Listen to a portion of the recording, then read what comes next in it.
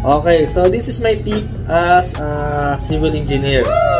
So para sa inyo mga magiging future engineer natin sa construction site or being a project engineer. So makipapayo ko lang sa inyo, unang-una sa lahat ay matuto tayong makisama sa ating mga katrabaho na papasukan natin sa future.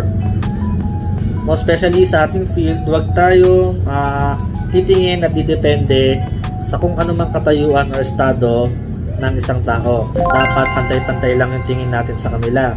Kung workers man, foreman, lead man, mason, carpentero, or mga boss, mga office mates, mga staffs, dapat pantay-pantay lang tingin natin sa kanila.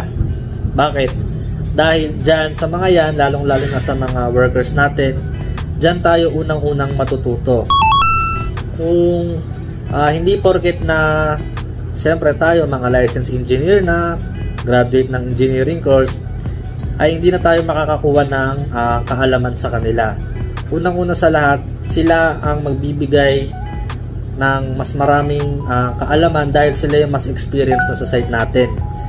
Kumbaga tayo sa libro lang tayo maalam, pero sila sa actual sila. So dapat bigyan din natin sila ng respeto dahil hindi lang tayo yung palaging akala natin na tayo na yung palaging magaling. Ito, bonus tip ko lang din siguro sa inyo kapag nasa field na kayo at baguhan pa lang din kayo katulad ko, wag kayong mahiya na magtanong sa mga katrabaho ninyo, sa mga workers, sa mga leadman, foreman, sa mga kapwa engineers, sa mga staffs na kasama ninyo sa office.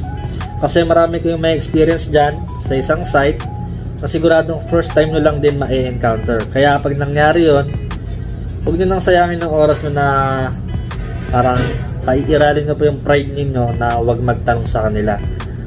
So dapat, huwag tayo mahiyang magtanong para matuto tayo.